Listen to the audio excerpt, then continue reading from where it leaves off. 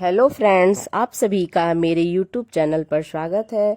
आज मैं आपको बताऊंगी कि किस श्राप के कारण स्त्रियों को मासिक धर्म आता है।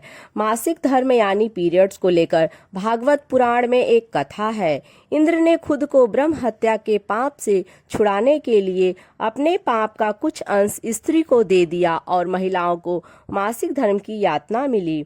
महिलाओं को हर महीने पीरियड यानी कि मासिक धर्म से गुजरना पड़ता है। आज के ज़माने में पीरियड के कई वैज्ञानिक कारण मौजूद हैं। हालांकि सदियों पुरानी पौराणिक कथाओं में भी इसका जिक्र मिलता है।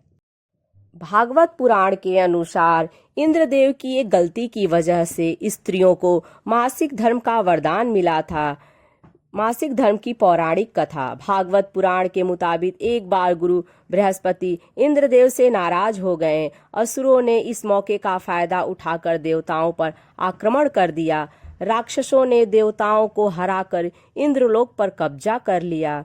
इंद्रदेव को मजबूरन अपना आसन छोड़ना पड़ा। वे मदद के लिए जगत गुरु ब्रह्मा के पास पहुंच गए।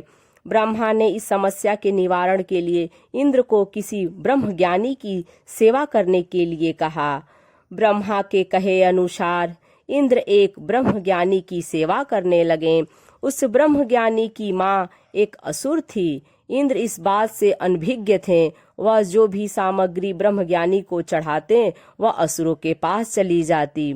इस तरह इंद्र की सेवा निष्फल साबित हो रही थी। इंद्रदेव को जब इस बात का पता चला तो वे बहुत क्रोधित हुए। उन्होंने क्रोध में आकर ब्रह्मज्ञानी की हत्या कर दी। इस तरह इंद्र पर ब्रह्म हत्या का पाप चढ़ गया। वे जहाँ भी जाते थे पाप राक्षस के रूप में उनका पीछा करता। थक हार कर इंद्र एक फूल के अंदर समा गए और वहीं पर छिपकर भगवान विष्णु की आराधना करने लगे। कई सालों तक तपस्या करने के बाद विष्णु इंद्र से प्रसन्न हो गए। वे स्वयं इंद्र के समक्ष प्रकट हुए और उनसे वरदान मांगने के लिए कहा। इंद्रदेव ने विष्णु से उन्हें ब्रह्म हत्या के पाप से मुक्ति दिलाने का वरदान मांगा। भगवान विष्णु ने कहा कि अगर इस पाप को वृक्ष, जल, धरती और स्त्री में बराबर बांट दिया जाए तो इंद्रदेव इससे मुक्त हो जाएंगे।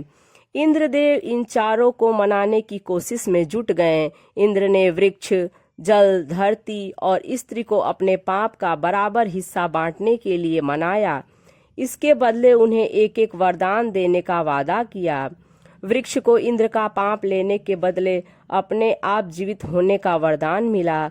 जल ने भी इंद्र के पाप का एक हिस्सा ग्रहण किया और उसे वरदान मिला कि उसमें किसी भी चीज को पवित्र करने की ताकत होगी। इसी तरह धरती ने इंद्र के पाप के बदले वरदान लिया कि उस पर पड़ने वाली चोट का कोई असर नहीं होगा और फिर से ठीक हो जाएगी। अंत में स्त्री ने भी इंद्र के पाप के 1/4 हिस्से को ग्रहण किया और उसे मासिक धर्म की यातना मिली। इसके बदले स्त्री को वरदान मिला कि वह पुरुषों के मुकाबले काम का कई गुना ज्यादा आनंद उठा सकेगी। इस तरह हर महीने स्त्रियों को मासिक धर्म होता है। इस दौरान वे देवताओं की पूजा नहीं करती हैं। हालांकि ये पौराणिक कथा है।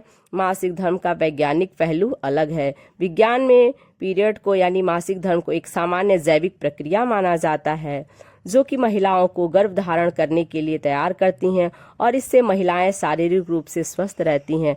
तो फ्रेंड्स, ये सभी जानकारी आपको कैसी लगी कमेंट्स करके ज़रूर बताएं। यदि अच्छी लगे तो लाइक करें।